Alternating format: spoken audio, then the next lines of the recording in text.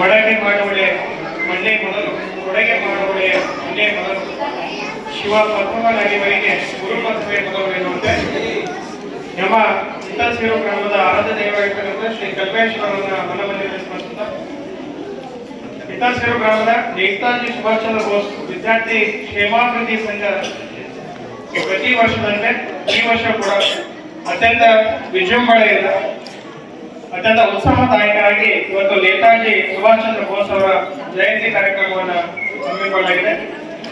ಈ ಕಾರ್ಯಕ್ರಮದಲ್ಲಿ ಮುಖ್ಯ ಆಕರ್ಷಣೀಯವಾಗಿ ಸನ್ಮಾನ ಕಾರ್ಯಕ್ರಮ SSLC ಮತ್ತೆ PUC ಯಲ್ಲಿ ಅತಿ ಹೆಚ್ಚು ಅಂಕಗಳನ್ನು ಗಳಿಸಿದಂತ ಮಕ್ಕಳಿಗೆ ಸನ್ಮಾನ ಕಾರ್ಯಕ್ರಮ ಕೂಡ ನೆರವೇರಿಸಲಾಯಿತು. ಸೊ ಈ ಒಂದು ಕಾರ್ಯಕ್ರಮದ ವೇದಿಕೆಯನ್ನು ಅಲಂಕರಿಸಿದ ಎಲ್ಲ ಅತಿಥಿ ಗಣ್ಯಮಾನ್ಯರೇ, ವೇದಿಕೆ ಮುಂಭಾಗದಲ್ಲಿ ಆಸೀನರಾದ ಹಿರಿಯರೇ, ಗುರುಗಳೇ ಹಾಗೆಲ್ಲ ಒಂದು ವಿದ್ಯಾರ್ಥಿಗಳೇ, ಇಷ್ಟೊತ್ತರ ಬಹಳ ಮಂದಿ ಮಾತಾಡ್ಯಾರ. ನಾನೇ ನಿಮ್ ಟೈಮ್ ತಗೊಳ್ಳಲ್ಲ, ಒಂದು 5 ನಿಮಿಷ ಮಾತಾಡಿ. 5 ನಿಮಿಷ ಸಾಕಲ್ಲ? 5 ನಿಮಿಷ ಮಾತಾಡ್ತೀನಿ, ಇನ್ನೊಂದು 5 ನಿಮಿಷ ಹೆಚ್ಚಿಗೆ ಹೊಟ್ಟೆ ಹಾಕ್ಬೋದು. ಸೊ ಈಗ ಸರ್ ಅವ್ರು ಹೇಳಿರೋ ಹಾಗೆ ಸುಭಾಷ್ ಚಂದ್ರ ಬೋಸ್ ಅವರ ಜೀವನ ಚರಿತ್ರೆ ಪ್ರತಿ ವರ್ಷ ನೀವು ಕೇಳ್ಕೊಂಡು ಬಂದಿರ್ತೀರಿ. ಆದರೂ ಕೂಡ ಅವರ ಜೀವನದ ಆದರ್ಶಗಳನ್ನು ನಾವು ಅಳವಡಿಸ್ಕೊಂಡು ಬರ್ತೇವೆ. ಒಂದಿಷ್ಟು ಆದರ್ಶಗಳನ್ನ, ಏನ್ ಆದರ್ಶ ಅಂತ ಫಸ್ಟ್ ಕೇಳ್ಬೇಕು. ಏನ್ ಆದರ್ಶ ಅಳವಡಿಸ್ಕೊಬೇಕು ನಾವು ಅಂತಂದ್ರ, ಮೊದಲು ಧೈರ್ಯವಂತರಾಗೋದನ್ನ ನಾವು ಕಲಿಬೇಕು. ಎಲ್ಲಿ ತನಕ ನಾವು ಧೈರ್ಯವಂತರ ಆಗಲ್ಲ, ಅಲ್ಲಿ ತನಕ ವಿದ್ಯೆನೇ ಒಳ್ಳೆಯದು. ನಮಗೆ ಪ್ರಶ್ನೆ ಮಾಡುವ ಮನೋಭಾವ ನಾವು ಎಲ್ಲಿ ತನಕ ಬೆಳೆಸೋಂಗಿಲ್ಲ, ಅಲ್ಲಿ ತನಕ ನಮ್ಗ ಆ ವಿಷಯದ ಸ್ಪಷ್ಟೀಕರಣ ಸಿಗಂಗಿಲ್ಲ, ಮತ್ತೆ ನಮ್ಗೆ ನಾಲೆಜ್ ಸಿಗಂಗಿಲ್ಲ. ಯಾಕೆ ನಾವು ಪ್ರಶ್ನೆಗಳನ್ನ ಕೇಳಬೇಕು ನೋಡಿ, ನಾವು ಮಕ್ಕಳಿದ್ದಾಗ ಜಾಸ್ತಿ ಪ್ರಶ್ನೆ ಕೇಳ್ತಿದ್ವಿ, ವಯಸ್ಸಾಗ ಬಂದಾಗ ಕಡಿಮೆ ಪ್ರಶ್ನೆ ಕೇಳ್ತೀವಿ. ಯಾಕಂದ್ರೆ ಹತ್ತಿರ್ತಕ್ಕಂಥ ಪ್ರಯತ್ನ ಏನು, ಸಣ್ಣವರಿದ್ದಾಗ ಮಕ್ಕಳು ಬಹಳ ಪ್ರಶ್ನೆ ಕೇಳ್ತಿರ್ತೀವಿ. ಅದ್ಯಾಕೆ ಹಂಗ, ಅದ್ಯಾಕೆ ಹಿಂಗದ, ಅಲ್ಯಾಕೆ ಮ್ಯಾಗದ, ಮುಗಿಲ್ ಯಾಕೆ ಮ್ಯಾಗದ, ಕೆಳಗೆ ಯಾಕೆ ಬರಂಗಿಲ್ಲ, ನೀರ್ ಯಾಕೆ ಹರಿತಾವ, ಗುಡ್ಡ ಯಾಕೆ ಅಲ್ಲದ, ಇಲ್ಯಾಕೆ ಎಲ್ಲ ಕೇಳ್ತಿರ್ತೀವಿ. ಬಟ್ ಬರ್ಬರ್ತ ಏನಾಗ್ತದ, ಅದು ಕಡಿಮೆ ಆಗ್ತದೆ. ಯಾಕೆ ಆಗ್ತದ್ರೆ ನಮ್ಮ ತಂದೆ ತಾಯಿ ಆಗಿರ್ಬೋದು, ನಮ್ಮ ಬಂಧು ಬಳಗರ ನಮ್ಮನ್ನ ಹತ್ತಿರ್ತಕ್ಕಂಥ ಹಂಗೆ ಇರ್ತದ, ಅಲ್ಲೇ ಇರ್ತದ, ಹಂಗೆ ಇರ್ತದ. ಗಿಡ ಯಾಕೆ ಹಸಿರದ ಅಂತ ಕೇಳ್ತೀವಿ ನಾವು. ಗಿಡ ಯಾಕೆ ಹಸಿರದ, ಇಲ್ಲ ಹಂಗೆ ಅದ ಹಸಿರು, ಗಿಡ ಹಸಿರೋದು ಮತ್ತೆ ಕೆಂಪು ಇರ್ತದ ಹಸಿರು. ಆ ಕೇಳಿದಾಗ ಆ ಮಗು ಇರ್ತದ, ಇದ್ರು ಇರ್ಬೋದು ಬಿಡು ಅಂತೇಳಿ ಮನೆ ಮಾತು ಸರ್ ಅವ್ರು ಹೇಳಿದ್ರಲ್ಲ ಈಗಾಗಲೇ, ಮನೆಯೇ ಮೊದಲ ಪಾಠಶಾಲೆ ಅನ್ನೋಂಗ ಮನೆಯಲ್ಲಿ ಈ ಪ್ರಶ್ನೆಗಾಗಿ ಸ್ಪಷ್ಟೀಕರಣ ಸಿಗಲ್ಲ. ವಿದ್ಯಾರ್ಥಿ ಅದೇ ಮೊದಲು ಶಾಲೆಗೆ ಬರ್ತಾನೆ, ಶಾಲೆ ಬಂದಾಗ ಕೂಡ ಈಗ ಸರ್ ಹೊಡಿರಿ ಬಡಿ ನಾವೇನೇ ಕೇಳಕ್ಕಿಲ್ಲ ಅಂತ ಹೇಳಿ ಮೊದಲು ಇರ್ತದೆ. ಈಗ ಹೊಡೆಯಂಗಿಲ್ಲ ಬಿಡಂಗಿಲ್ಲ, ಎಲ್ಲೋ ಬಿಟ್ಟಿವಿ. ಬಟ್ ಅವಾಗ ಏನಾಗ್ತಿತ್ತು, ಹೊಡಿತಿದ್ರಲ್ಲ ಮಾಸ್ಟರ್ ಬಡಿಗೆ ನೋಡಿ ತಿರುಗಿ ಅದನ್ನ ಕೇಳೋದನ್ನ ನೆನಪಾಡ್ತಿದ್ರು. ಯಾರು ನಮ್ಮ ಆಜು ಬಾಜು ಏನೇನು ಕೇಳೋದು ನಗಂಕರ ಕಾಣಿಕೊಂಡು ಆ ವಿಷಯ ಗೊತ್ತಿಲ್ಲ ಅಂದ್ರೂ ಕೂಡ ಸುಮ್ಮನೆ ಕುಂತ್ಬಿಟ್ಟಿವಿ, ಪ್ರಶ್ನೆ ಕೇಳೋದಿಲ್ಲ. ಹಂಗ ಸುಭಾಷ್ ಚಂದ್ರ ಬೋಸ್ ಅವರು ಒಂದ್ಸಲ ಏನ್ ಮಾಡ್ತಾರಂದ್ರ, ತಂಗಿ ಸುಭಾಷ್ ಚಂದ್ರ ಬೋಸ್ ಅವರು ಒಂದ್ಸಲ ಏನ್ ಮಾಡಿರ್ತಾರ, ಶಾಲೆಗೆ ಹೋಗಿರ್ತಾರ. ಅವಾಗ ಬ್ರಿಟಿಷ್ ಆಡಳಿತ ವ್ಯವಸ್ಥೆ ಇರುವಾಗ ಬ್ರಿಟಿಷ್ ಶಾಲೆಗಳೇ ಜಾಸ್ತಿ ಇದ್ವು. ಅಲ್ಲಿ ಕಲಿಸೋರೆಲ್ಲರೂ ಕೂಡ ಭಾರತೀಯರಾದ್ರೂ ಕೂಡ ಬ್ರಿಟಿಷರ ಹೊಗಳಿಕೆಯನ್ನ ಹೇಳಿ ಕಲಿಸ್ತಿದ್ರು. ಒಂದ್ಸಲ ಏನಾಗಿತ್ತು, ಒಬ್ಬ ಬ್ರಿಟಿಷ್ ಅಧಿಕಾರಿಯನ್ನ ಹೊಗಳಿ ಮಾತಾಡಲಿಕ್ಕಿದ್ರು. ಹೊಗಳಿ ಮಾತಾಡುವಾಗ ಸುಭಾಷ್ ಚಂದ್ರ ಬೋಸ್ ಇನ್ನೂ ಬಾಲಕರಾಗಿದ್ರು. ಅವಾಗ ಒಂದು ಪ್ರಶ್ನೆ ಕೇಳ್ತಾರ, ಅಲ್ರಿ ಸರ್ ನೀವೆಲ್ಲರೂ ಕೂಡ ಬ್ರಿಟಿಷರನ್ನ ಹೊಗಳಿ ಮಾತಾಡ್ತೀರಿ, ಯಾಕೆ ಭಾರತೀಯರು ಸಾಧನೆ ಮಾಡೋರು ಯಾರು ಏನೋ ಭಾರತೀಯರ ಬಗ್ಗೆ ಯಾಕೆ ಮಾತಾಡಂಗಿಲ್ಲ ಅಂತ ಪ್ರಶ್ನೆ ಮಾಡ್ತಾರ. ಆ ಪ್ರಶ್ನಾ ಮನೋಭಾವನೆ ಇವತ್ತಿನ ದಿವಸ ಅದು ಜೀವಂತ ಹೋಗ್ಲಿಕ್ಕೆ ಕಾರಣ ಆಗ್ಯದ. ಏನು ಮೊದಲು ಸಣ್ಣಗೆ ಪ್ರಶ್ನೆ ಕೇಳಿದ್ರಲ್ಲ, ಆ ಪ್ರಶ್ನೆ ಕೇಳಿದ ಮನೋಭಾವ ಇವತ್ತಿಗೆ ಅಷ್ಟೊಂದು ದೊಡ್ಡ, ಅಂದ್ರೆ ನನಗೆ ರಕ್ತ ಕೊಡಿ ನಾನು ಸ್ವಾತಂತ್ರ್ಯವನ್ನ ಕೊಡ್ತೇನೆ ಅನ್ನುವ ನಿಟ್ಟಿನೊಳಗೆ ಬೆಳೆಸಬೇಕಾಗಿತ್ತಂದ್ರೆ ಮೊದಲು ಆ ಪ್ರಶ್ನೆ ಅವರಿಗೆ ಏನೋ ಸ್ಫೂರ್ತಿ ತುಂಬಿರ್ತಕ್ಕಂಥದ್ದು. ಹಾಗಾಗಿ ನೀವು ಜಾಸ್ತಿ ಪ್ರಶ್ನೆ ಕೇಳಬೇಕು. ಹಂಗಾಗಲ್ಲ, ಸರೇ ಜಾಸ್ತಿ ಪ್ರಶ್ನೆ ಕೇಳ್ತಾರೆ, ನೀವು ಸುಮ್ಮನೆ ಕುಂತಿರ್ತೀರಿ ಪಾಠ ಮಾಡುವಾಗ. ಅದಕ್ಕೆ ಏನು ತಿಳಿಯಂಗಿಲ್ಲ, ಆ ವಿಷಯದ ಸ್ಪಷ್ಟೀಕರಣ ಅವಾಗಿಂದ ಅವಾಗ ಆಯ್ತು ಅಂತಂದಾಗ ಆ ಜ್ಞಾನ ನಮ್ಗೆ ಶಾಶ್ವತವಾಗಿ ಉಳಿದು ಬಿಡ್ತವೆ, ಹೌದಾ? ಸೊ ಹಾಗಿರುವಾಗ ಜಾನಕಿನಾಥ್ ಬೋಸ್ ಮತ್ತೆ ಪ್ರಭಾವತಿಯವರ ಸುಪುತ್ರರಾಗಿ ಅಂದ್ರೆ 14 ಜನ ಮಕ್ಕಳವರಿಗೆ, 14 ಜನ ಮಕ್ಕಳಲ್ಲಿ 9ನೇ ಮಗನಾಗಿ ಸುಭಾಷ್ ಚಂದ್ರ ಬೋಸ್ ಅವರು ಜನಿಸ್ತಾರೆ. ಸೊ ಅವರು ಜನಿಸಿರ್ತಕ್ಕಂಥ ಮಗು ಈಗಾಗಲೇ ಶಾಲೆಗೆ ಹೋಗ್ತಾರೆ. ಶಾಲೆಗೆ ಹೋದಾಗ ಆ ಶಾಲೆಯಲ್ಲಿ ಆ ಬ್ರಿಟಿಷರ ಹೊಗಳಿಕೆ, ಆಮೇಲೆ ಬ್ರಿಟಿಷ್ ಅಧೀನದಲ್ಲಿರ್ತಕ್ಕಂಥ ಶಿಕ್ಷಣ ವ್ಯವಸ್ಥೆಯನ್ನು ನೋಡಿ ಇವರು ಪ್ರಶ್ನೆ ಮನೋಭಾವ ಮಾಡಿದಾಗ ಇವರು ಸ್ಕೂಲಿಂದ ಹೊರಗಾಗ್ತಾರ. ಅವರು ಸ್ಕೂಲ್ ಚಲ ಬಿಡದೇನಪ್ಪ ಅಂದ್ರೆ ಕಲ್ಕತ್ತಾ ಶಾಲೆಗೆ ಹೋಗಿ ಶಾಲೆ ಕಲಿತಾರ. ಕಲ್ತು ಮಧ್ಯದಲ್ಲಿ ಏನಾಗ್ತದಂದ್ರೆ ಸ್ವಾಮಿ ವಿವೇಕಾನಂದರ ಪ್ರಭಾವ ಆಗ್ತದೆ. ಸ್ವಾಮಿ ವಿವೇಕಾನಂದ ಗೊತ್ತಲ್ಲ ನಿಮ್ಗೆ? ಬಿಳಿ ಇದು ಹಾಕೊಂಡಿರ್ತಾರಲ್ಲ ಶರ್ಟ್, ಹೌದಲ್ಲ? ಯಾವ್ದು? ಕೇಸರಿ. ತಲೆಗೆ ಟೋಪಿ ಹಾಕೊಂಡಿರ್ತಾರ, ಹಾಕಿರ್ತಾರ. ಅವರೆಲ್ಲ ವಿವೇಕಾನಂದ ಪಕ್ಕ ಪಕ್ಕ ತಂಗಿ ಅವರೇ ಅಂತ, ಕರೆಕ್ಟಾ? ಅವರೇ ಪಕ್ಕ. ಯಾಕಂತಂದ್ರ ವಿವೇಕಾನಂದ ಅಂದ್ರೇನೆ ಅದೆಲ್ಲವೂ ನಿಮ್ ಕಣ್ಮುಂದದ, ಹೌದಾ? ನಮ್ಮ ಮುತ್ತೆ ಚಿತ್ರ ಅದ ನಮಗ ಇಲ್ಲ. ಯಾಕಿಲ್ಲ? ಹೇಳ್ಕೊಳ್ಳೋ ಸಾಧನೆ ಈಗ ಮಾಡಿ ಮುತ್ಯ, ಹೌದಿಲ್ಲ? ಇವತ್ತು ಅವನಿಗೆ ನೆನ್ಸ್ಕೊಂತೀನಿ, ಆ ಚಿತ್ರ ತಂದ ಬೇರೆ ಚಿತ್ರ ತಂದ ಇವರೇ ಸುಭಾಷ್ ಚಂದ್ರ ಬೋಸ್ ಅಂತ ಹೇಳಿದ್ರ ನಂಬ್ತೀರೇನ? ಇದೇ ಕೋಸ್ಕರ ನಂಬ್ತೀರಿ. ಬೇರೆ ಚಿತ್ರ ತಂದ ವಿವೇಕಾನಂದ ಇವ್ರು ಅಂತ ಹೇಳಿದ್ರೆ ನಂಬ್ತೀರೇನ?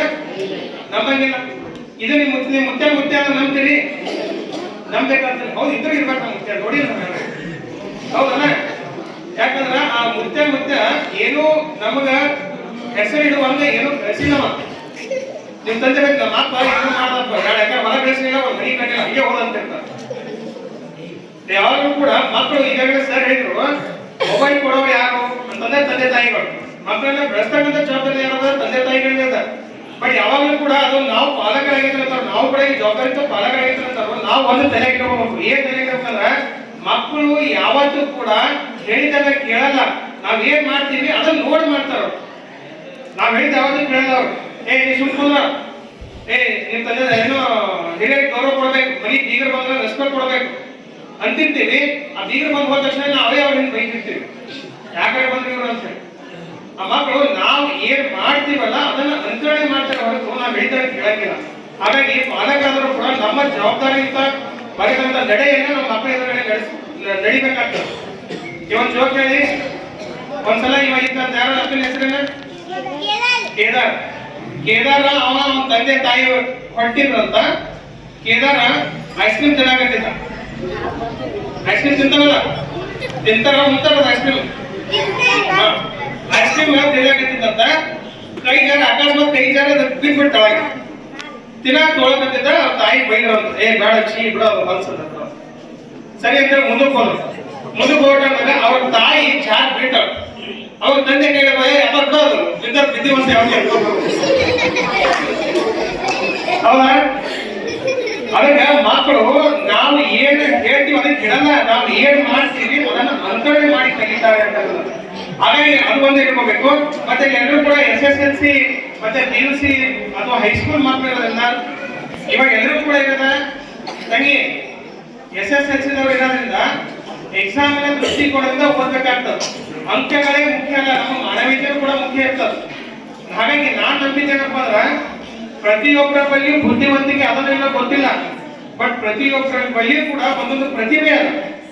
ಪ್ರತಿಯೊಬ್ಬರು ಬುದ್ಧಿವಂತರಾಗಕ್ಕಾಗಲ್ಲ, ಪ್ರತಿಯೊಬ್ಬರು ಕೂಡ ಪ್ರತಿಭೆ ಅದ. ತಂದೆ ತಾಯಿಗಳಲ್ಲಿ ಒಂದು ಕಿಮ್ಮತ್ ಏನಂದ್ರ ನನ್ನ ಮಗನನ್ನ ಇನ್ನೊಬ್ಬರ ಮಗನ ಜೊತೆ ನಾವು ಹೋಲಿಕೆ ಮಾಡೋದು ಬೇಡ.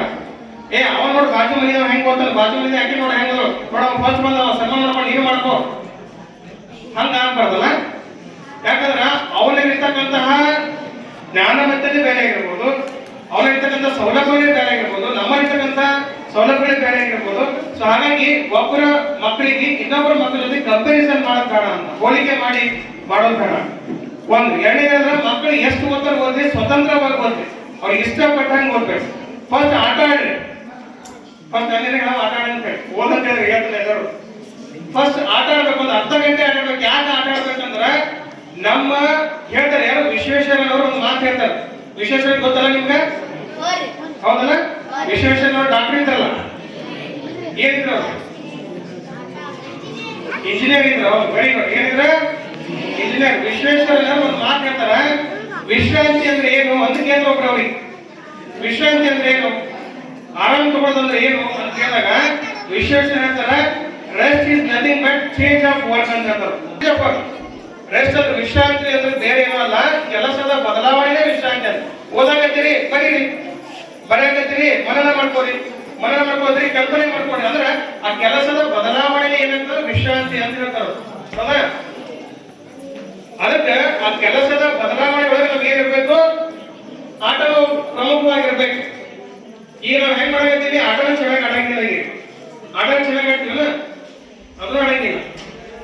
ಒಂದಿಷ್ಟು ಏನೋ ಮಾಡಿರ್ತೀವಿ, ಒಂದಿಷ್ಟು ಏನೋ 10 ನಿಮಿಷ ಆಗಂಗಿಲ್ಲ. ಯಾಕೆ ಹಿಂಗ ಆಲಾಗತ್ತದ, ನಮ್ಮ ಮೈಂಡ್ ಯಾಕೆ ಡೈವರ್ಟ್ ಆಲಾಗತ್ತದ ಅಂತಂದ್ರ, ಈಗ ಆಲ್ರೆಡಿ ನಾವು ಎಲ್ಲರೂ ಕೂಡ ಇದ್ದೀವಿ, ರಿಮೋಟ್ ಮತ್ತೆ ಬಟನ್ಗಳ ಮೇಲೆ ಇದ್ದೀವಿ. ರಿಮೋಟ್ ಮತ್ತೆ ಬಟನ್. ಹ್ಯಾಂಗ ನಾವು ಟಿವಿ 10 ನಿಮಿಷಕ್ಕೆ ಒಂದು ಚಾನಲ್ ಚೇಂಜ್ ಮಾಡ್ತೀವಿ, ನಮ್ಮ ಮೈಂಡ್ ಸೆಟ್ ಕೂಡ ಹಂಗೆ 10 ನಿಮಿಷಕ್ಕೆ ಒಂದು ಚೇಂಜ್ ಆಗತ್ತೆ. ಅದು ಸ್ಟ್ಯಾಬಿಲಿಟಿ ಆಗಿಲ್ಲ, ಸ್ಟೇಬಲ್ ಆಗಿಲ್ಲ ನಮ್ಮ ಮೈಂಡ್. 10 ನಿಮಿಷ ಇಲ್ಲ, ಒಂದು 5 ನಿಮಿಷ ನೀಟಾಗಿ ಕುಲ್ಲಂಗಿಲ್ಲ ತಂಗಿ ಮಗಳ ಕಿಚ್ಕೊಳ್ತಾಳೆ, ಹೊಡಿತಾಳೆ, ಬಡಿತಾಳೆ, ಹಾಗೆ ಕೂದಡಿ ಚೋಲಿತಾಳೆ. ಯಾಕೆ ಹಿಂಗೆಲ್ಲ ನಾವು ರಿಮೋಟ್ ಮೇಲೆ ಬೆಳಗೈತಿ. ನಮ್ಮ ಮನಸ್ಥಿತಿನೂ ಕೂಡ ಹೇಗಾಗ್ತದೆ, ಹೇಗೆ 5-10 ನಿಮಿಷ ಒಂದು ಚಾನಲ್ ಚೇಂಜ್ ಮಾಡ್ತೀವಿ, ಹಾಗೆ ನಮ್ಮ ಮೈಂಡ್ ಕೂಡ ಸ್ವಿಚ್ ಆನ್ ಸ್ವಿಚ್ ಆಫ್ ಆಗತ್ತೆ. ಸೊ ಅದನ್ನ ಸ್ಟ್ಯಾಬಿಲಿಟಿ ಆಗಿ ಇಟ್ಕೋಬೇಕು, ನಾವು ಜಾಗೃತವಾಗಿ ಇಟ್ಕೋಬೇಕು. ಏನ್ ಮಾಡ್ಬೇಕು ಜಾಗೃತವಾಗಿ? ದೊಡ್ಡ ಕೆಲಸ ಮಾಡಕ್ ಹೋಗ್ಬೇಡಿ. ಏನ್ ಮಾಡ್ಬೇಕು? ದಿನ ಒಂದು 5 ನಿಮಿಷಗಳ ಕಾಲ ಧ್ಯಾನ ಮಾಡಿ. ಏನ್ ಮಾಡ್ಬೇಕು? ಧ್ಯಾನ. ಧ್ಯಾನ ಅಲ್ಲ, ಧ್ಯಾನ. ಹೌದಾ? ಧ್ಯಾನ ಅಲ್ಲ, ಧ್ಯಾನ ಮಾಡ್ಬೇಕು. ಎಷ್ಟು ನಿಮಿಷ? 5 ನಿಮಿಷ ಮಾಡ್ತೀರಿ? ಮಾಡಕತ್ತೀರಿ ಎಲ್ಲರೂ? ಮಾಡಿರಲ್ಲ? ಯಾರು ಮಾಡಿದ್ರೆ ಅವ್ರು ವೆರಿ ಗುಡ್, ಮಾಡೋದವ್ರಿಗೆ ವೆರಿ ಗುಡ್. ಈಗಿಂದ ಚಾಲು ಮಾಡಿ. ಮಾಡ್ತೀರಿ? ಒಂದು 5 ನಿಮಿಷಗಳ ಕಾಲ ಏನ್ ಮಾಡ್ಬೇಕು? ಧ್ಯಾನ ಮಾಡ್ಬೇಕು. ಯಾಕೆ ಧ್ಯಾನ ಮಾಡ್ಬೇಕಂದ್ರ, ಒಂದ್ ನಿಮಿಷ ಕೇಳಿ, ಈಗ ನಾಳೆ ಹೋಗಿ ಮಾಡ್ರಿ, ಈಗ ಮಾಡ್ಬೇಡ್ರಿ. ಈಗ ಧ್ಯಾನ ಕುಂದ್ರೆ ಮಾತು ಕೇಳ್ಬೇಕು. ಓಕೆ, ಧ್ಯಾನ ಮಾಡ್ಬೇಕು, ತಲೆಯಾಗಿ ಇಟ್ಕೊಳ್ರಿ, ಮನೆ ಹೋಗಿ ಮಾಡ್ರಿ. ಧ್ಯಾನ ಯಾಕೆ ಮಾಡ್ಬೇಕಂದ್ರ ನಮ್ಮ ಏಕಾಗ್ರತೆ ಚಿತ್ತವನ್ನ ಹೊಂದಲಿಕ್ಕೆ ಧ್ಯಾನ ಮಾಡ್ಬೇಕು. ಯಾಕೆ ಏಕಾಗ್ರತೆ ಇರಬೇಕು ಅಂತ ಕೇಳಿದ್ರ, ಸಂತಿಗೆ ಹೋಗಿರ್ತೀವಿ, ಹೌದಾ? ಸಂತಿಗೆ ಹೋಗಿರ್ತೀವಿ, ಸಂತ್ಯಾಗ ಸಾವಿರಾರು ಜನ ಓಡಾಡ್ತಿರ್ತಾರ. ಅವ್ರ ಹೆಸರುಗಳೆಲ್ಲ ನೆನಪಿರ್ತವ ನಿಮ್ಗೆ? ಇಲ್ಲ. ಯಾಕೆ ಹೇಳಂಗಿಲ್ಲ ಅಂದ್ರ ಅವ್ರಿಗೆ ಉದ್ದೇಶಪೂರ್ವಕ ನೋಡಿಲ್ಲ. ಯಾರಿಗೆ ಉದ್ದೇಶಪೂರ್ವಕ ನೋಡಿರ್ತೀವಿ, ಜಿಲೇಬಿ ಮಾರಾಟ ಮಾಡಿರ್ತೀವಿ, ನೋಡಿರ್ತೀವಿ, ಬಜಿ ನೋಡಿರ್ತೀವಿ, ಹೌದಾ? ನೀವು ಊರಾಗ ಬಂದಾಗ ಕೇಳ್ತಾರ, ತಮ್ಮ ಮೆಣಸಿನಕಾಯಿ ಮಾರ ಮುದ್ದೆ ಬಂದಿದೆ, ಅವಾಗ ಗೊತ್ತಿಲ್ಲಪ್ಪ ಬಜಿ ಮಾಡೋ ಬಂದ. ಯಾಕ? ನಮ್ಮ ಚಿತ್ತ ಇಲ್ಲದ ಬಜಿ ಮೇಲದ, ಮೆಣಸಿನಕಾಯಿ ಮೇಲಿಲ್ಲ. ಅದಕ್ಕ ನಮ್ಮ ಏಕಾಗ್ರತೆಯನ್ನ ಬೆಳೆಸ್ಕೋಬೇಕಾಗಿತ್ತು ಅಂದ್ರ ಧ್ಯಾನವನ್ನ ಮಾಡ್ಬೇಕು. ಈ ಧ್ಯಾನ ಮಾಡೋದ್ರಲ್ಲಿ ಏನ್ ಬೇಕು? ನಮ್ಮ ಮೊದಲ ಮನಸ್ಸು ಮಾಡ್ಬೇಕು. ನಾವು ಏನ್ ಮಾಡ್ಬೇಕು? ಮನಸ್ಸು. ನೀವು ಏನ್ ಆಗ್ಬೇಕಂತೀರಲ್ಲ ಅದೆಲ್ಲ ಆಗ್ತೀರಿ, ಹೌದಾ? ಮನಸ್ಸೊಳಗೆ ಅನ್ಕೊಂತೀರಿ, ನಾನು ಡಾಕ್ಟರ್ ಆಗ್ಬೇಕು, ಇಂಜಿನಿಯರ್ ಆಗ್ಬೇಕಂತ. ಅದಾಗ ನಿಮ್ಮ ಆಸೆ ಅದ ಏನಾಗ್ಬೇಕಂತದ? ಡಾಕ್ಟರ್, ಪೊಲೀಸ್ ಆಗ್ಬೇಕಂತದ, ಹೌದಿಲ್ಲ? ಆಮೇಲೆ ಜಾಸ್ತಿ ಯಾರು ಮಾತಾಡ್ತಿರಲ್ಲ, ಫ್ರೀಯಾಗಿ ಮಾತಾಡ್ಬೇಡ್ರಿ. ಮುಂದೆ ವಕೀಲ ಅದ ದುಡ್ಡು ಕೊಟ್ಟು ಮಾತಾಡ್ತಿರಂತ. ಈಗ ಯಾರು ಜಾಸ್ತಿ ಮಾತಾಡಕ್ ಹೋಗ್ಬೇಡ್ರಿ. ಈಗ ನಮ್ಗೆ ಮಾಡ್ಬೇಕಂತದ ಮನಸ್ಸು ಬೇಕು. ನಮ್ಗೆ ಏನ್ ಬೇಕು? ಮೊದಲ ಮನಸ್ಸಿನಾಗ ಅನ್ಕೊಂಡಿವಿ ನಾವು ಡಾಕ್ಟರ್ ಆಗ್ಬೇಕು, ಇಂಜಿನಿಯರ್ ಆಗ್ಬೇಕು ಅಂತ ತಿಳ್ಕೊಂಡು, ಹೌದಾ? ಆದ್ರೆ ಆಗ್ತೀವಲ್ಲ, ಅದ್ರ ಪ್ರಕಾರ ಏನ್ ಮಾಡ್ಬೇಕಾಗ್ತದ? ಕೆಲಸ ಮಾಡ್ಬೇಕಂದ್ರೆ ಓದ್ಬೇಕಾಗ್ತದ, ಹೌದಾ? ಒಂದ್ಸಲ ಏನಾಗಿತ್ತು, ಗೌತಮ್ ಬುದ್ಧರು ಕೇಳಾಕತ್ತೀರಿ, ಗೌತಮ್ ಬುದ್ಧ ಅನ್ನೋರು ಇದ್ರು ಮೊದಲ, ಈಗ ಇದ್ರಲ್ಲ. ಅವ್ರು ಏನ್ ಮಾಡಿದ್ರಂದ್ರ, ಒಂದ್ಸಲ ಹಿಂಗೆ ಸಂಧ್ಯಾ ಅವರ ಎಲ್ಲ ಶಿಷ್ಯರ ಜೊತೆಗೆ, ಸರ್ ಟೈಮ್ ನಡೀತದ, ಶಿಷ್ಯರ ಜೊತೆಗೆ ನಡೆದಿದ್ರಂತ. ಹೋಗ್ತಾರೆ, ನಿಮ್ಮಂತ ಒಬ್ಬ ಹುಡುಗ ಓಡಿ ಬರ್ತಾನೆ, ಗುರುಗಳೇ ನನಗೂ ಕೂಡ ನಿಮ್ ಶಿಷ್ಯನ ಮಾಡ್ಕೊರಿ, ನನಗೂ ಫಾಲೋ ಮಾಡ್ಕೊರಿ. ಅವ್ರಂತಾರ, ಅಲ್ಲಪ್ಪ ನೀ ಯಾರು ಏನ್ ಹಿಂದೆ ಬಂದ ನನಗೆ ಏನೋ ಗೊತ್ತಿಲ್ಲ, ನಿನಗೆ ಹೆಂಗ ಶಿಷ್ಯ ಅಂತ ಸ್ವೀಕಾರ ಮಾಡ್ಲಿ? ಇಲ್ರಿ ಗುರುಗಳು, ಹೆಂಗಾರ ಮಾಡಿ ನನಗೆ ಒಟ್ಟು ಶಿಷ್ಯ ಅಂತ ಮಾಡ್ಕೊರಿ. ಇವ್ರ ಮನಸ್ಸು ದೃಢ ಅದನ್ನು ಇಲ್ಲೋ ಅಂತ ಹೇಳಿ ಅವ್ರ ಒಂದು ಟೆಸ್ಟ್ ಮಾಡ್ತಾರೆ. ಏನ್ ಮಾಡ್ತಾರ ನೋಡಪ್ಪ, ನಾಳೆ ಏನಪ್ಪ ಅಂದ್ರ ಯಾವ ಸಂತಿ, ಯಾವ ರೀತಿ ಸಂತಿ, ನಾಳೆ ಬುಧವಾರದ ನಿಮ್ಮರ್ಗ ಇರ್ತದ ಅಂತ ಅಲ್ಲೊಂದು ಟೆಸ್ಟ್ ಮಾಡ್ತೀನಿ, ನೀವು ಪಾಸ್ ಆದ್ರೆ ನಾನು ತಗೋತೀನಿ ಶಿಷ್ಯ ಅಂತ ಬಂತಾರ. ಬಂದ್ಮೇಲೆ ಏನ್ ಮಾಡ್ತಾರ, ಸರ್ ಗುರುಗಳೇ ನಾ ಬಂದೀನಿ, ರೆಡಿಯಾಗಿ ಬರ್ತಾನೆ ನಾವು, ಪಾಪ 7 ಗಂಟೆ ಅಂದ್ರೆ 7 ಗಂಟೆಗೆ ಬಂದವ್ ಏನ್ ಮಾಡ್ತಾರೆ, ಗುರುಗಳ ಶಿಷ್ಯನ ಸ್ವೀಕಾರ ಮಾಡ್ರಿ. ಆಯ್ತಪ್ಪ ಮಾಡ್ತೀವಿ, ಒಂದು ಟೆಸ್ಟ್ ಅಂತ. ಏನ್ ಟೆಸ್ಟ್? ಏನಿಲ್ರಿ, ಏನಿಲ್ಲಪ್ಪ, ಭಾಳ ದೊಡ್ಡದೇನಿಲ್ಲ, ಆ ಸಂತಿ ಅದಲ್ಲ, ಅಲ್ಲಿ ಮಲ್ಗಂಬ ಕಾಣ್ತದಲ್ಲ ದೊಡ್ಡದು, ಅದೇನು ಜಸ್ಟ್ ಒಂದು ಎಣ್ಣೆ ಕೊಡ್ತೀನಿ, ಮಲ್ಗಂಬ ದೀಪ ಹಚ್ಚಿ ಬರ್ತಾರೆ. ಇದೇ ಅಂತದ್ರಿ ಗುರುಗಳ ಮಾಡ್ತೀನಿ ಬರೀ 2 ನಿಮಿಷ ಕೆಲಸ ಅದ, ಹಿಂಗ್ ಹೋಗ್ತೀನಿ, ಹಿಂಗ್ ಹಾಕ್ಬಿಡ್ತೀನಿ. ಅಲ್ಲ, ಹೋಗ್ಬೇಕಾದ್ರೆ ಒಂದು ಕಂಡೀಷನ್ ಅದ. ಏನ್ ಕಂಡೀಷನ್ ಅದ? ಸಂತಿ ಒಳಗಿಂದ ಹೋಗ್ಬೇಕು. ಸಂತಿ ಅಲ್ಲ, ಸಂತಿ ಒಳಗಿಂದ ಹೋಗ್ಬೇಕು. ಯಾರ ಮೈ ಕೂಡ ನಿಮ್ಗೆ ಟಚ್ ಆಗ್ಬಾರ್ದು. ಸಾಧ್ಯದ ನಿಮ್ಗೆ? ಇಲ್ಲ. ಇದೇ ನಮ್ಗೆ ದೌರ್ಭಾಗ್ಯ. ಮೊದಲೇ ಸೋಲ್ತೀವಿ ನಾವು. ಯಾಕೆ ಸೋಲ್ಬೇಕು? ಪ್ರಯತ್ನ ಮಾಡೋದು, ಹೌದಲ್ಲ? ಏನ್ ಹಾಗಾದ್ರೆ SSLC 80 ತಗೋಬೇಕ್ರಿ ಸರ್, 80 ನಾನು 40 ಇಟ್ಕೊಂಡಿವಿ, 80 ಆಗೈತ್ರಿ ಅನ್ನೋದಲ್ಲ ಸರ್. 80 ಆಯ್ತು ಸರ್ ತೊಗೊಂಬಂದ್ರೆ ನೀವು ಅರ್ಧ ಬಂತದ, ಹೌದಲ್ಲ? ಮನಸ್ಸು ಮಾಡ್ಬೇಕಂತ ಹೇಳಿ ನಾ ಈಗ ಏನ್ ಮಾಡ್ಬೇಕು? ಮನಸ್ಸು ಮಾಡ್ಬೇಕು. ಮನಸ್ಸು ಮಾಡಿದ್ರ ನಾವ್ ಎಲ್ಲಿಗೆ ಹಾಡ್ ಬಂದೀವಿ? ಮಂಗಳ ಗ್ರಹಕ್ಕೂ ಹಾಡ್ತೀವಿ.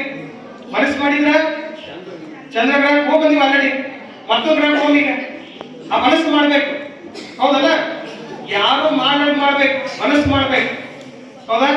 ಸೊ ಅವಾಗ ಎಡಿಸನ್, ಥಾಮಸ್ ಆಲ್ಫಾ ಎಡಿಸನ್ ಎಲ್ರಿಗೂ ಗೊತ್ತಲ್ಲ, ಏನ್ ಕಂಡಿದ್ದಾರವರು? ಫ್ಯಾನ್, ಲೈಟ್ ಕಂಡಿದ್ದಾರೆ. ಆ ಲೈಟ್ ಕಂಡಿದ್ದಂತ ಥಾಮಸ್ ಆಲ್ಫಾ ಎಡಿಸನ್ 10,000 ಪ್ರಯೋಗಗಳಿಗೆ ವಿಫಲ ಆಗ್ತಾರೆ. ಎಷ್ಟು ಸಾವಿರ ಪ್ರಯೋಗ? 10,000 ಪ್ರಯೋಗ. 10,000ದ ಒಂದನೇ ಪ್ರಯೋಗಕ್ಕೂ ಬಂದ್ ಸಿಗ್ತದೆ. ಅವ್ರು ಒಂದ್ ಕಡೆ ನನಗೆ ಸಾಕಾಗಿದೆ, ನನಗೆ ಆಗಾಡಿಸೋ ಬಿಟ್ಟಿದ್ರೆ ಲೈಟ್ ಸಿಗ್ತದೆ ತಿಳಿಯುತ್ತೆ, ನಮಗೆ ಸಿಗ್ತಿರ್ಲಿಲ್ಲ. ಪ್ರಯತ್ನ ಮೇಲೆ ಪ್ರಯತ್ನ ಮಾಡ್ಬೇಕು ನಾವು. ಪ್ರಯತ್ನ ಮೇಲೆ ಪ್ರಯತ್ನ ಮಾಡೋದು ಮಾತ್ರ ಸಾಧ್ಯ ಅದ. ಇವತ್ತು ನೀವು ಗಜೇಂದ್ರ ಸರ್ ಮುಂದಾರ, ಬಹಳ ತಾಜಾ ಉದಾಹರಣೆ ಅವರು ನಮಗೆ. ನಮ್ಮೂರದವರೇ ಗಜೇಂದ್ರ ಸರ್ ಅವರು ಕನ್ನಡ ಶಿಕ್ಷಕರಾಗಿ ನಿಮ್ಮಲ್ಲಿ ಕೆಲಸ ಮಾಡ್ತಾರ. ಸರ್ ಅವ್ರ ಬಗ್ಗೆ ಅವ್ರ ಕೆಲಸ ಮಾಡ್ತಾರೆ. ಸರ್ ಅವರು ಫಸ್ಟ್ ITI ಮಾಡಿದ್ರು. ITI ಆದ್ಮೇಲೆ ಫೈನಾನ್ಸ್ ಅಲ್ಲಿ ಕೆಲಸ ಮಾಡ್ತಾರೆ.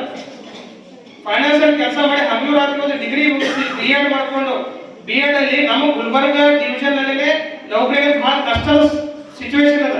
ಅಂತಂದಾಗ ಮೈಸೂರು ಡಿವಿಷನ್ ಹೋಗಿ ಬರೆದು ಅವ್ರು ಮಾಸ್ಟರ್ ಆಗ್ಯಾರ. ಮೈಸೂರು ಡಿವಿಷನ್ ಹೋಗಿ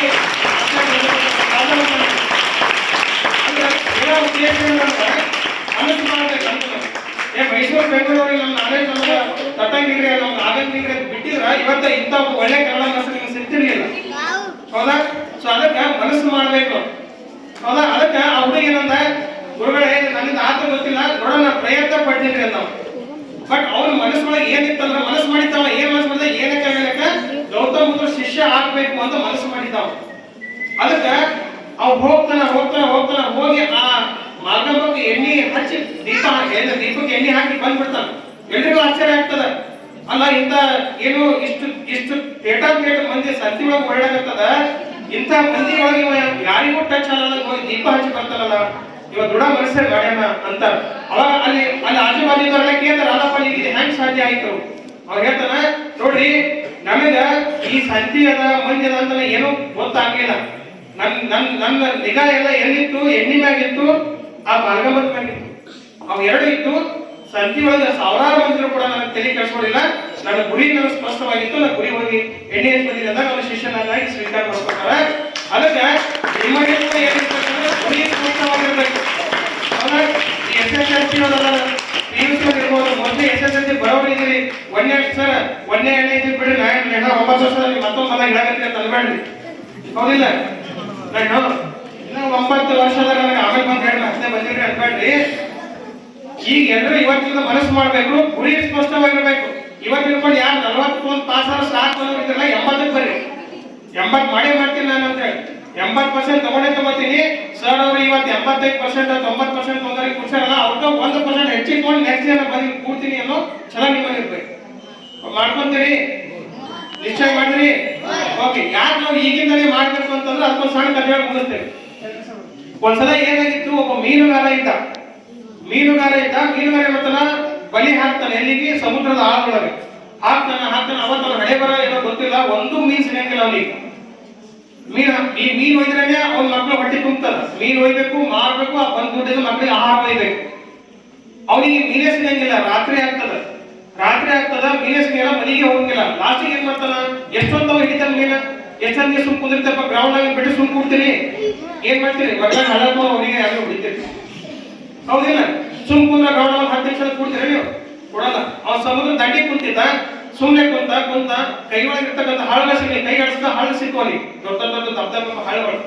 ಅದ ಇಷ್ಟು ದಪ್ಪ ಇರ್ಬೋದು, ಮೋಸ್ಟ್ಲಿ ಇಷ್ಟು ದಪ್ಪ ಇರ್ತಾವ. ಆ ಹಳ್ಳ ತಗೊಂಡು ಏನ್ ಮಾಡಕತ್ತ, ಒಯ್ಯಕತ್ತ ಟೈಮ್ ಪಾಸ್ ಆಗ್ಬೇಕು. ಇವನಿಗೆ ಎಲ್ಲ ಹಳ್ಳಗಳು ಒಗದ ಒಂದು ಎಲ್ಲಿ ತನಕ ಹೋಗಿದ್ದಾನ, ನಸಕ್ಕೆ ಆಗ ತನಕ ಹೋಗಿತ್ತಾರ. ಅಷ್ಟು ಒಗದ ಲಾಸ್ಟ್ ಒಂದು ಹಳ್ಳ ಹೊದಿತ್ತು. ಆ ಹಳ್ಳ ತಗೊಂಡು ಒಗಿಬೇಕಂದ್ರಾಗ ಸೂರ್ಯನ ಕಿರಣ ಬರ್ತದ, ಅಂದ್ರೆ ಬೆಳಗಾಗ್ತದ. ಆ ಸೂರ್ಯನ ಕಿರಣ ಹಳ್ಳದ ಮೇಲೆ ಬೀಳ್ತದ. ಬಿದ್ದಾಗ ಫಳ ಬಳಿತದ. ಹೌದಾ? ಫಳ ಬಳಿ ಏನಿರ್ಬೋದು ಅದು? ಹೌದಾ? ನಿಮಗೆ ಹೊಲಿತ್ತು, ಅವನಿಗೆ ಹೊಡಿಲಿಲ್ಲ. ಅವಾಗ ಒಂದ್ ವೇಳೆ ಅವನಿಗೆ ರಾತ್ರಿಗೆ ವಜ್ರ ಹೊದಿತ್ತು, ಎಷ್ಟು ವಜ್ರ ಹೊಡಿತಿತ್ತು ಅವನಿಗೆ? ರಾತ್ರಿ ಬೆಳಗ್ಗೆ ಹೋಗಿದಾರ ಅವ ಲಾಸ್ಟ್ ಉಳಿದಿದ್ದೇನು ಒಂದೇ ವಜ್ರ. ಅದು ತಗೊಂಡು ಹೋಗಿ ಮಾರಿ ಬಲಿಗೆ ಹಾಕೊಂಡು ಬರ್ತಕ್ಕಂಥ ದುಡ್ಡು. ಅಂದ್ರೆ ಈಗ ನೀವು ಯಾಕೆ ಓದ್ಬೇಕು? 1ನೇ 2ನೇ 3ನೇ 4ನೇ 5ನೇ 6ನೇ ಎಲ್ಲರೂ ಈಗಿಂದ ಯಾಕೆ ಮಾಡ್ಬೇಕಂದ್ರ ಆ ಅಮೂಲ್ಯ ಹರಳುಗಳು ನಿಮ್ಮಲ್ಲಿ ಅವ ಇಟ್ಕೋಬೇಕು. ಸರ್ ಜನವರಿ ಓದೋದ್ ಬಿಡ್ರಿ ಅಂದಿರಿ ಎಲ್ಲರಿಗೆ ಹತ್ಯದು. ಸರ್ ಅಂದಿರಿ ಅಂತ, ಸರ್ ಜನವರಿ ಎಕ್ಸಾಮ್ ಓದೋದ್ ಬಿಡ್ರಿ. ಸರ್ ಇನ್ನ ಹಾಟಿಗೆ ಬನ್ರಿ, ಹಾಟಿಗೆ ಬರ ಓದೋದ್ ಬಿಡ್ರಿ. ಕನ್ನಡ ಪೇಪರ್ ಹೇಳಿದ್ರೆ ಸರ್ ಮಾಡ್ತೀನಿ ಬಿಡ್ರಿ. ಆ ಕನ್ನಡ ಪೇಪರ್ ಬಂದಾಗ ಸುಮ್ಮನೆ ಕುಂತಿದ್ದಂತ ಉದಾಹರಣೆ ಎಷ್ಟೋ ನಾವು ಸರಿ ಹೇಳಿ ನೋಡ್ರಿ, 2 ಸಲ ಹೇಳಿಲ್ಲ. SSLC ಏನಾಗ್ಯಾವ ಕ್ಯಾಮ್ರಾ ಇವ ಎಲ್ಲ ಕಡೆ SSLC ಮತ್ತೆ PUC ನೀವು ಬರೀ ಹಳ್ಳಿಗೆ ಸಾಕು ಅಲ್ಲಿ ಮೋಷನ್ ತೋರಿಸ್ತದ ನಾವು ಇವ್ ಹಳ್ಳಿ ನೋಡ್ರಿ ಇಂಥ ಸೆಂಟರ್ ಒಳಗ ಇಂಥ ಹುಡುಗ ಇವ್ ಹಳ್ಳಿ ನೋಡ್ರಿ ಅಂತ ತೋರಿಸ್ತದ ನಾವು ಹೌದಾ ಡಿಸ್ಟ್ರಿಕ್ಟ್ ಲೆವೆಲ್ ಒಂದು ಟೀಮ್ ಅದ ಆ ಟೀಮಲ್ಲಿ ನಾವು ಮೆಂಬರ್ ಇದ್ದೀವಿ ಅಲ್ಲಿ ಸರ್ ಎಷ್ಟೊಂದು ನಾನು ಫೋನ್ ಮಾಡಿದ್ದೀನಿ ನಿಮ್ಮ ಸರ್ ಅವ್ರಿಗೆ ಒಂದು ಎಕ್ಸಾಮ್ ಸೆಂಟರ್ ಹೆಸರು ಹೇಳಲ್ಲ ನಾನು ಒಂದು ಎಕ್ಸಾಮ್ ಸೆಂಟರ್ ಅಲ್ಲಿ ಒಬ್ಬನೇ ಹುಡುಗ ಒಂದು ಎಕ್ಸಾಮ್ ಸೆಂಟರ್ ಒಬ್ಬನೇ ಹುಡುಗ ಹೌದಾ ಒಬ್ಬರು ಸೂಪರ್ವೈಸರ್ ಅವನಿಗೆ ಒಂದು ಕ್ಯಾಮ್ರಾ ಮ್ಯಾನ್ ನಾವು ನೋಡಕ್ 10 ಮಂದಿ ಎಲ್ಲರೂ ಇದೀವಿ ಆದ್ರೂ ಕೂಡ ಒಂದು ಧೈರ್ಯ ತೆಗೆದು ಬುಕ್ ತೆಗೆದು ಪಾಪ ಹುಡುಗ ಧೈರ್ಯ ತೆಗೆದು ಬುಕ್ ತೆಗಿತಾನ 3 ಗಂಟೆ ಬುಕ್ ತೆಗೆದು ಹುಡುಕಿ ಒಂದು ಕ್ವಶನ್ ಸಿಗ್ಲಿಲ್ಲ ಅವ್ನಿಗೆ ಯಾಕೆ ಸಿಗ್ಲಿಲ್ಲ ಕನ್ನಡ ಪೇಪರ್ ಇಂಗ್ಲಿಷ್ ಬುಕ್ ತಂದಿದ್ದ ಯಾವ ಪೇಪರ್ ಗೊತ್ತಿಲ್ಲ ಅವನಿಗೆ ಹಂಗ ನಿಮ್ ಪರಿಸ್ಥಿತಿ ಆಗಕ್ ಬೇಡ ಚೆನ್ನಾಗಿ ಓದ್ರಿ ಸರ್ ಅವ್ರು ಏನೋ ಹಾಗೆ ಈಗ ಹೇಳ್ತೀವಲ್ಲ ಹುಡುಗಿ ಒಂದು ಮಾತು ಹೇಳಿದ್ವಿ ಏನು a book a pen a child can change the world ಅಂತ ಹೇಳ್ತೀವಿ ಒಂದು ಪುಸ್ತಕ ಒಂದು ಪೆನ್ನು ಒಂದು ಮಗು ಇಡೀ ಒಬ್ಬ ಶಿಕ್ಷಕ ಇಡೀ ಜಗತ್ತನ್ನೇ ಬದಲಿಸದ ಶಕ್ತಿ ಅವರಲ್ಲ ಅಂತ ಹಾಗಾಗಿ ನಾ ಇದನ್ನು ಸ್ವಲ್ಪ ತಿರುಚಿ ಹೇಳ್ಬೇಕಾಯ್ತಂದ್ರ ಒಬ್ಬ ಶಿಪು ಸರ್ ಒಂದು ಸುಭಾಷ್ ಚಂದ್ರ ಬೋಸ್ ಸಂಘಟನೆ ಒಂದು ಶಿಸ್ತು ಬದ್ಧತೆ ಆಗಿರ್ತಕ್ಕಂಥ ಕಾರ್ಯಕ್ರಮ ನಮ್ಮ ಊರಿನ ಚಿತ್ರಣವನ್ನೇ ಬದಲಿಸಬಹುದು ಹೌದಲ್ಲ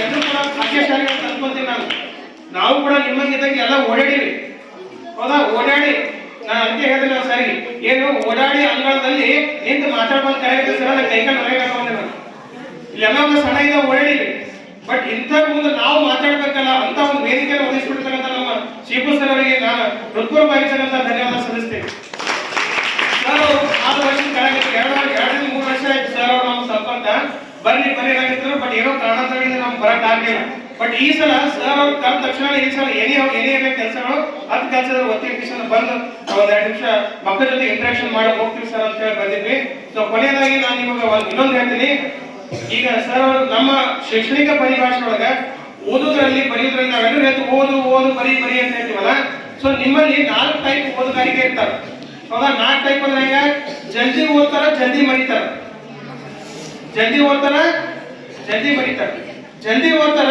ನಿಧಾನವಾಗಿ ಮರಿತಾರ ನಿಧಾನವಾಗಿ ಓದ್ತಾರ ನಿಧಾನವಾಗಿ ಮರಿತಾರ ನಿಧಾನವಾಗಿ ಓದ್ತಾರ ಜಲ್ದಿ ಮರಿತಿರ್ತಾರ ಇದ್ರೊಳಗೆ ನೀವು ಯಾರಂದ್ರೆ ನೀವೇ ಟೆಸ್ಟ್ ಮಾಡ್ಕೊಬೇಕು ಜಲ್ದಿ ಓದ್ತಾರ ಭಾಳ ಜಲ್ದಿ ಓದ್ತಾರ ಒಂದ್ ಕತೆ ಕೊಟ್ಟರೆ 10 ನಿಮಿಷ ಓದ್ತಾರ ಆ ಕತೆ ಮುಖ್ಯ ಪಾತ್ರ ಏನು ಗೊತ್ತಿಲ್ಲ ಅವ್ರಿಗೆ ಕತೆ ಓದಿ ಸರ್ ಒಟ್ಟು ಆ ಕತೆ ಮುಖ್ಯ ಪಾತ್ರ ಏನಿತ್ತು ಗೊತ್ತಿಲ್ಲ ಅವ್ರಿಗೆ ಜಲ್ದಿ ಓದಿ ಜಲ್ದಿ ಮಾಡಿ ಜಲ್ದಿ ಓದ್ತಾರ ನಿಧಾನವಾಗಿ ಮರಿತಾರ ಕೆಲವೊಂದು ಫಾಸ್ಟ್ ಆಗಿ ಓದ್ತಾರ ಏನು ಕತೆ ಎಲ್ಲ ಟಕ ಹೇಳ್ತಾರ ಓಕೆ ಅವ್ರು ಜಲ್ದಿ ಓದೋದು ನಿಧಾನವಾಗಿ ಮರೆಯೋದು ಇನ್ನು ನಿಧಾನವಾಗಿ ಓದ್ತಾರ ನಿಧಾನವಾಗಿ ಮರಿತಾರ ಒಂದು ವಾಕ್ಯ ಅಂದ್ರೆ ಆ ವಾಕ್ಯ ಓದೋಕೆ 10 ನಿಮಿಷ ತಗೋತಾರ ಆ ವಾಕ್ಯ ಓದಿ ಮನನ ಮಾಡ್ಕೊಂಡು ಓದಿರ್ತಾರಲ್ಲ ಅದು ಮರಿಬೇಕಾದ್ರೂ ನಿಧಾನವಾಗಿ ಮರಿತಾರೆ ಮತ್ತೆ ನಿಧಾನವಾಗಿ ಓದೋರು ಬೇಗ ಮರ್ತ್ಬಿಡ್ತಾರೆ ಕೆಲವೊಂದ್ಸಲ ನಿಧಾನವಾಗಿ ಓದಿರ್ತಾರೆ ಏನು ರಾಮನು ಶಾಲೆಗೆ ಬಂದನು ಅಂತ ಹೇಳ್ತಂದ್ರ ರಾಮ ಶಾಲೆಗೆ ಆ ಹಿಂದಿನ ನೆನಪಿರ್ತಾವ ಬಂದನು ಅನ್ನೋದ್ರಾಗೆ ಹಿಂದಿನ ನೆನಪಿರ್ತಾನೆ ಯಾರು ಬಂದ್ರು ಅನ್ನೋದಾಗಿರ್ತದೆ ಸೊ ಅಂತ ವಿದ್ಯಾರ್ಥಿಗಳಿಗೆ ನಾವು ಹೆಂಗಿರ್ಬೇಕಂದ್ರ ಅತ್ಯಂತ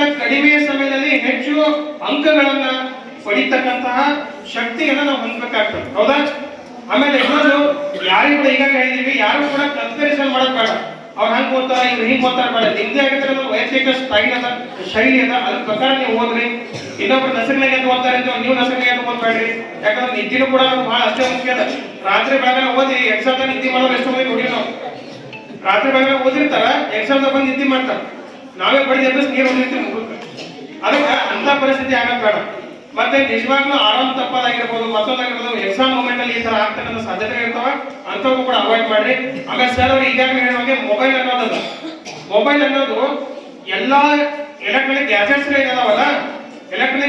ಏನಿದಾವಲ್ಲ ಅವುಗಳ ಬಳಕೆಯ ಆಧಾರ ಮೇಲೆ ಮೌಲ್ಯ ನಿಂತದ ನೀವು ಹೆಂಗ್ ಬಳಕೆ ಮಾಡ್ಕೋತೀರಿ ಅದ್ರ ಮೇಲೆ ಮೌಲ್ಯ ಅದ ಕರೆಂಟ್ ಅದ ಈಗ ಸಲ ಚಾಲು ಫ್ಯಾನ್ ಹಚ್ಚಾರ ಮೈಕ್ ಹಚ್ಚಾರ ಹೌದಾ ಲೈಟ್ ಹಾಕ್ಯಾರ ಹೌದಿಲ್ಲ ನಮಗೆಲ್ಲಾದ್ರೂ ಯೂಸ್ ಅದ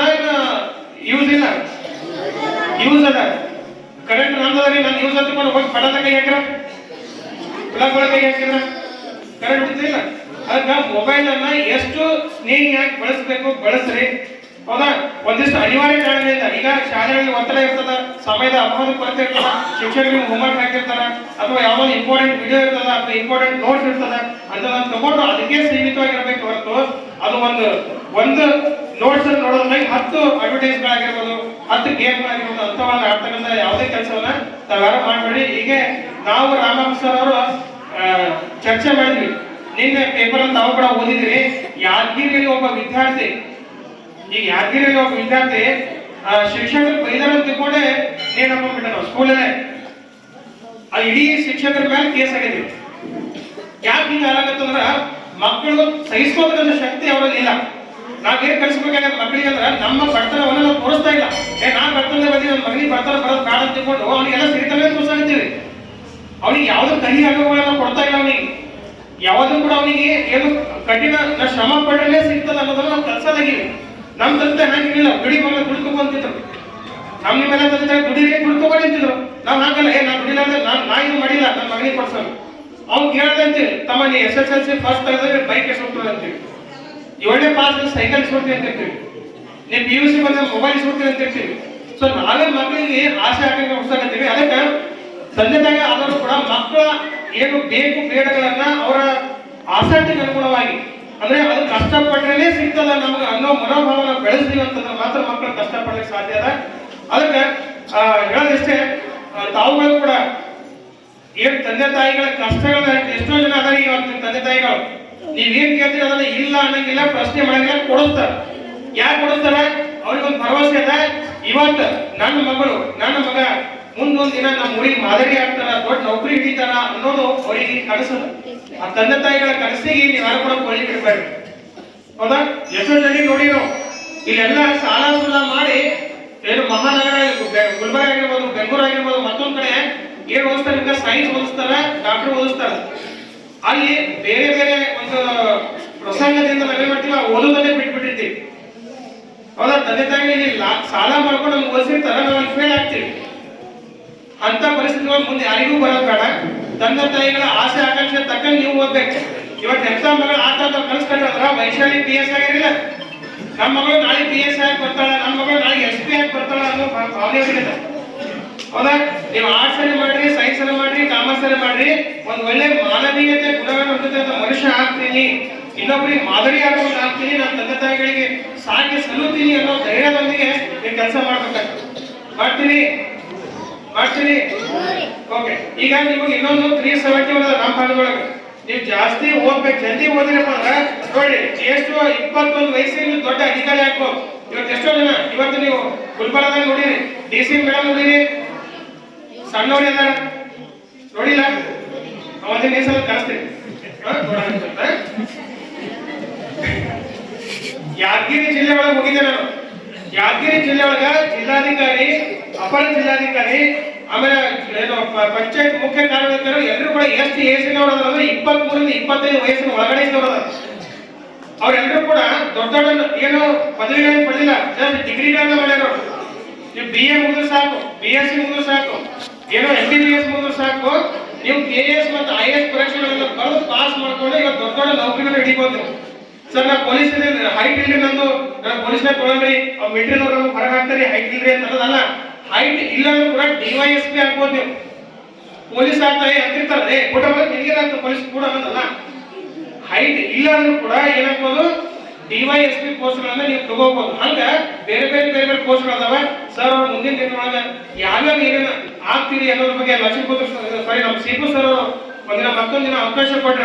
SSLC ಮಕ್ಕಳಿಗೆ, ವಿಶೇಷವಾಗಿ SSLC ಮಕ್ಕಳಿಗೆ ನಾನು ಮತ್ತೆ ನಮ್ಮ ಸ್ನೇಹಿತರು ಬಂದು ಒಂದಿನ SSLC ಮಕ್ಕಳಿಗೆ ವಿಶೇಷವಾಗಿರ್ತಕ್ಕಂಥ ತರಗತಿ ಕೊಡೋಕ್ಕೂ ಕೂಡ ನಾವು ಸಿದ್ಧರಿದ್ದೀವಿ ಅಂತಕ್ಕಂಥ ಭರವಸೆಯನ್ನ ಸರ್ ಅವರಿಗೆ ಕೊಡ್ತಾ, ಸಾರಿ 5+5+5 10 ನಿಮಿಷ ಆಗ್ಯದ. ಅದಕ್ಕೆ ತಾವೆಲ್ಲರೂ ಕೂಡ ದೊಡ್ಡ ಮನಸ್ಸು ಮಾಡಿ ಹೊಟ್ಟೆ ಹಾಕೊಂಡಿರಿ, ಹೊಟ್ಟೆ ಹಾಕೊಂಡ್ಬಿಟ್ಟು ತಲೆಗೆ ಇಟ್ಕೊಂಡು ಮನನ ಮಾಡ್ಬೇಕು. ಮನ್ಯಾಗ ಮಾಡ್ತೀರಿ? ನಾಳೆ ಮುಂಜಾನೆ ಏನ್ ಮಾಡ್ಬೇಕು? ಧ್ಯಾನ ಮಾಡ್ಬೇಕು. ನೆನಪದ? ಧನ್ಯವಾದ.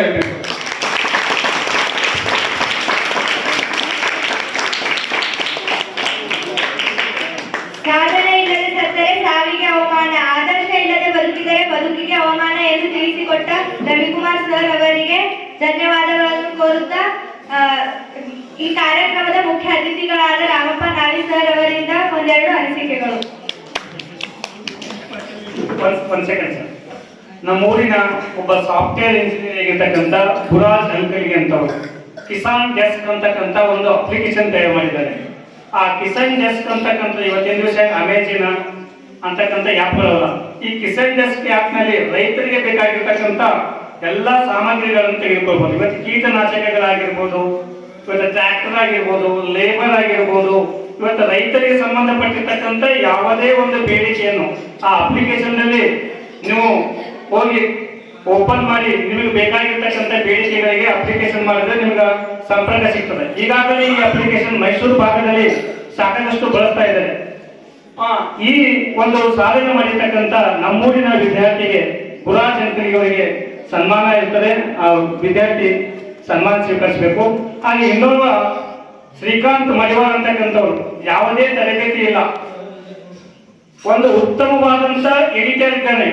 ಇವತ್ತು ಛಾಯಾಗ್ರಹಣದಲ್ಲಿ ಇವತ್ತು ಸಾಕಷ್ಟು ನಾಟಕಗಳು ಇವತ್ತು ಬಿಜಾಪುರ ಡಿಸ್ಟಿಕ್ ನಲ್ಲಿ ನಡೀತಕ್ಕಂಥ ಒಂದು ಧ್ವನಿನ ಪದಗಳಾಗಿರ್ಬೋದು, ಅದೆಲ್ಲವನ್ನು ಇಡೀ ಕರ್ನಾಟಕ ತುಂಬಾ ಬಿತ್ತರ್ತಕ್ಕಂಥ ಕೆಲಸವನ್ನು ಮಾಡ್ತಕ್ಕಂಥ ಒಬ್ಬ ವಿದ್ಯಾರ್ಥಿ ಯಾರಂದ್ರೆ ಶ್ರೀಕಾಂತ್ ಮಡಿವಾಳ. ಈ ವಿದ್ಯಾರ್ಥಿಗೆ ಕೂಡ ಸನ್ಮಾನ ಇವರಿಬ್ಬರು ವೇದಿಕೆ ಬರಬೇಕು. ಗುರಾಜ್ ಮತ್ತು ಅವರ ತಂದೆಯವರಾಗಿರ್ತಕ್ಕಂಥ ಶರಣಪ್ಪನ ಅಂಕಲಿಗೆ ಅವರು ಭಜನಾ ಸಂಘದಲ್ಲಿಸಿಕೊಂಡು ಕಲ್ಮೇಶ್ವರ ಒಂದು ಸೇವೆಯನ್ನು ಮಾಡಿದ್ದಾರೆ. ಜೊತೆಗೆ ಅನೇಕ ಸಾಮಾಜಿಕ ಕಾರ್ಯಗಳನ್ನು ಕೂಡ ಮಾಡಿದ್ದಾರೆ.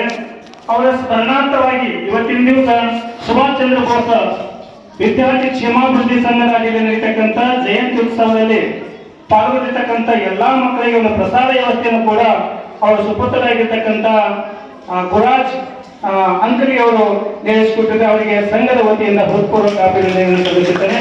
ಈ ಸನ್ಮಾನ ಸಮಾರಂಭವನ್ನು ಅರುಣ್ ಕುಮಾರ್ ಸರ್ ಮತ್ತು ನಾಗೇಶ್ ಸರ್ ಅವರು ನೆಲೆಸಿಕೊಡ್ಬೇಕೆಂದು ಅವರಲ್ಲಿ ಮನವಿ ಮಾಡಿಕೊಳ್ಳುತ್ತೇನೆ.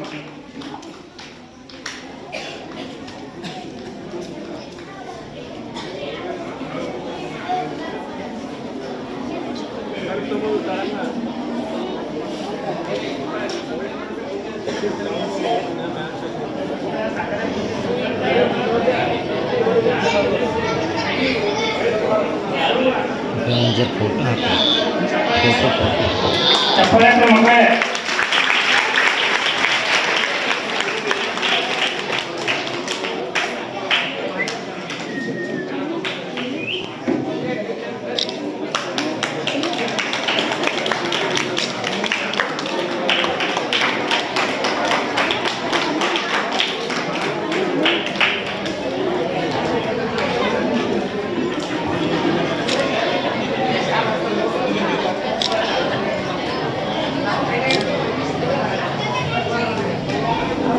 ಇನ್ನಷ್ಟು ಈ ಅಪ್ಲಿಕೇಶನ್ಗಳು ಗುರಾಜವರಿಂದ ತಯಾರಾಗಿ ವಿಠಲ್ ಶಿವನ ಕೀರ್ತಿ ಇಡೀ ದೇಶ ತುಂಬ ಆಗಿದೆ ಅಂತ ಹೇಳ್ತಾ ಈಗ ಇವತ್ತಿನ ಕಾರ್ಯಕ್ರಮದ ಮುಖ್ಯ ಅತಿಥಿಗಳಾಗಿರ್ತಕ್ಕಂಥ ನಾಗೇಶ್ ಸರ್ ಅವರು